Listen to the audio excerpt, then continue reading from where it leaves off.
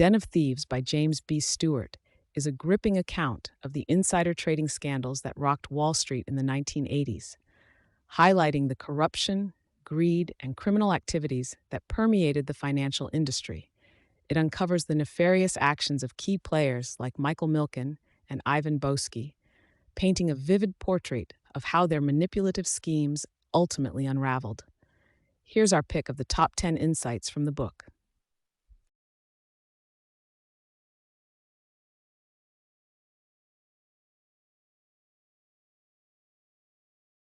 1. The level of collusion among Wall Street's elite was so pervasive that rival firms were often complicit in illegal activities. Picture this. It's like the stuffy upper echelons of Wall Street were essentially a clandestine knitting circle. Only instead of scarves, they were stitching together devious schemes to line their Savile Row pockets. In Den of Thieves, Stewart unveils a veritable financial crime syndicate where one might think fiercest competitors would be at each other's throats. Instead, they were giving each other a leg up over the law. It's the ultimate betrayal of trust, where the only handshake that mattered was the one passing non-public info under the table. The elites weren't just ignoring the rule book, they were using it for a game of corrupt monopoly.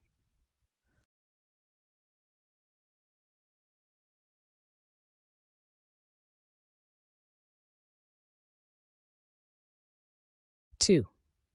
The scale of insider trading was staggering, implicating well-known financiers like Michael Milken and Ivan Boesky.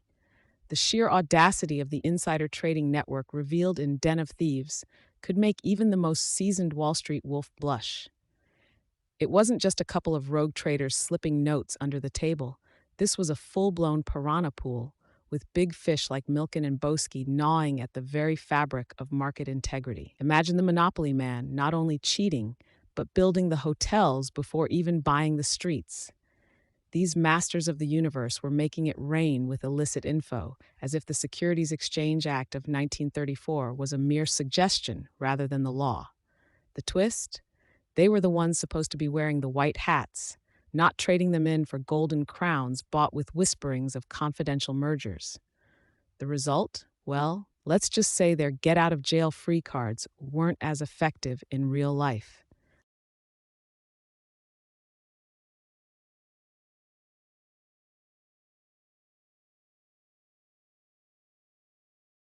3.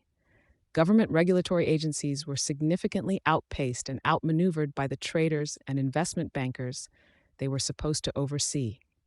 In the high-stakes game of cat and mouse between regulators and Wall Street, Den of Thieves unveils a rather embarrassing scorecard for the felines in suits. While the SEC was busy licking its regulatory chops, the traders and bankers were playing financial parkour, leaping over laws and sprinting through loopholes with the agility of a caffeinated squirrel. It's like bringing a knife to a gunfight, only to realize your adversary is already updated to laser blasters.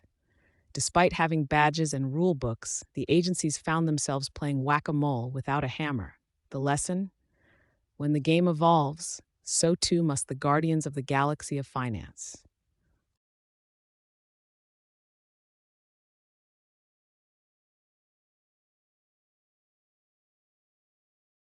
4. Milken's innovative but ultimately illicit financial practices fueled the 1980s junk bond market and led to an era of unprecedented corporate raiding.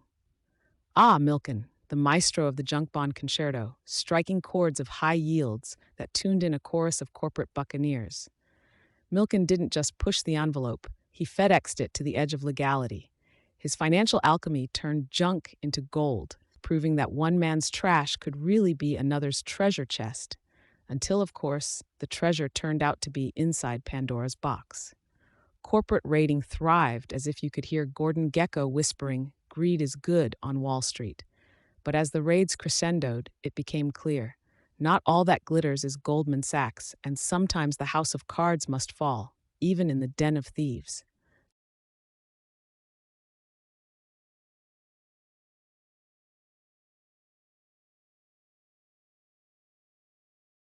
4. Milken's innovative but ultimately illicit financial practices fueled the 1980s junk bond market and led to an era of unprecedented corporate raiding.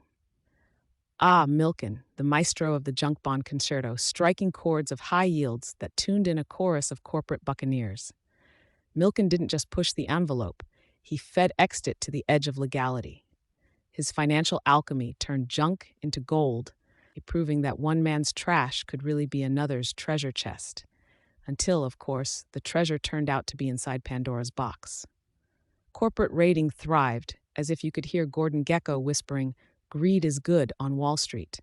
But as the raids crescendoed, it became clear not all that glitters is Goldman Sachs, and sometimes the house of cards must fall, even in the Den of Thieves.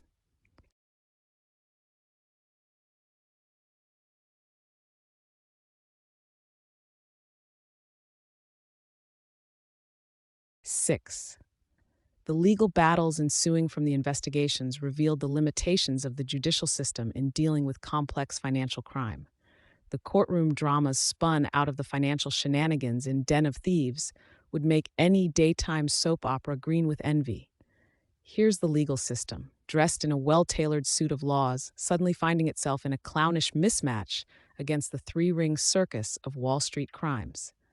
These battles showcase that when it comes to the Byzantine world of stocks, trades, and insider treacheries, Lady Justice might as well be trying to read her scales wearing a blindfold and dollar store reading glasses.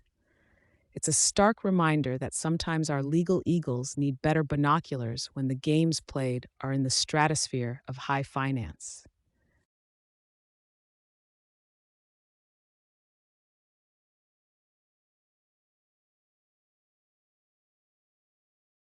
7. The fallout from the scandal partially contributed to the stock market crash in 1987 and ushered in more stringent financial regulations. The financial shenanigans chronicled in Den of Thieves weren't just a slap on the wrist for Gordon Gekko wannabes. They were equivalent to shaking a magic 8 ball that ominously read, "Outlook not so good." The nefarious actions of these Wall Street wizards, with more greed than good sense, had ripple effects large enough to help nudge the stock market off its 80s boomtime high horse, leading to the infamous 87 crash. Like a boomerang made of subpoenas and pink slips, these events flung back and became the catalyst for a regulatory Hulk smash. New rules tighter than Scrooge's purse strings were introduced to safeguard the market, ensuring traders couldn't play hot potato with stocks without Uncle Sam breathing down their necks with the big book of financial fair play.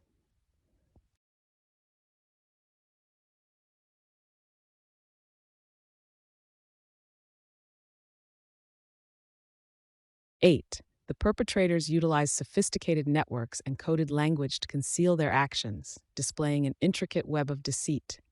Ah, white-collar shenanigans at their finest. Like a criminal game of Twister, the sly foxes behind the massive insider trading scandal would contort and squirm, crafting an elaborate dance of deception. They were not passing mere chit-chat or sports scores. Nay, these were the Wall Street wizards, conjuring up their profits with a sprinkle of code words and a dash of misdirection. Practically financial ninjas. Their complex lexicon was more obscure than a hipster's favorite band, making sure the feds were left scratching their heads while they laughed all the way to the offshore bank.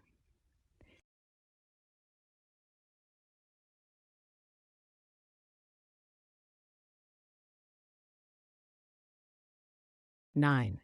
The moral ambivalence among participants illustrated a broader cultural shift in Wall Street towards the worship of wealth at any cost. Ah, Den of Thieves, a real page turner about sinners in pinstripes. What fascinates readers is how it lays bare the underbelly of Wall Street's moral compass, swinging wildly toward greed is good. These financial wizards morphed into audacious wealth addicts, where the ends justify the means, regardless of legality. Everyone seemed to have donned the same morally ambiguous glasses, blurring lines between right and rich. This wasn't just a few bad apples, it was an orchard gone rogue. Silver spoons tarnished with insider trading as if Gordon Gekko ran a charm school for moneymongers. It's the stuff of movies, only frighteningly real.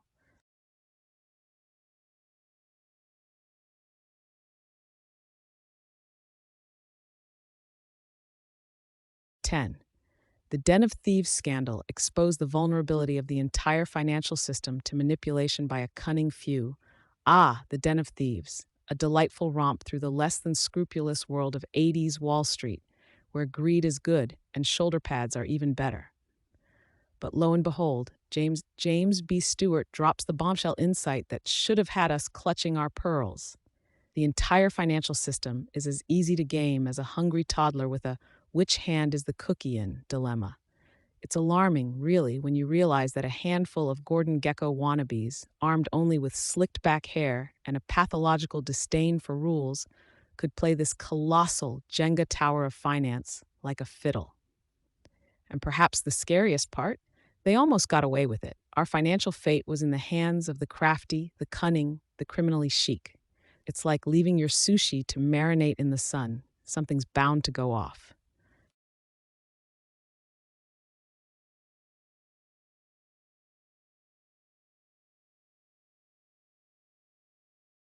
To sum it up, Den of Thieves unfolds the disturbing narrative of Wall Street corruption in the 1980s, centered around figures like Michael Milken and Ivan Boesky, whose rampant insider trading and collusion with firms led to the stock market crash changed the landscape of financial regulation.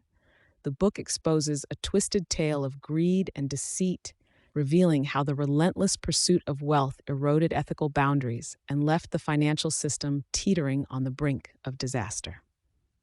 Thanks for watching.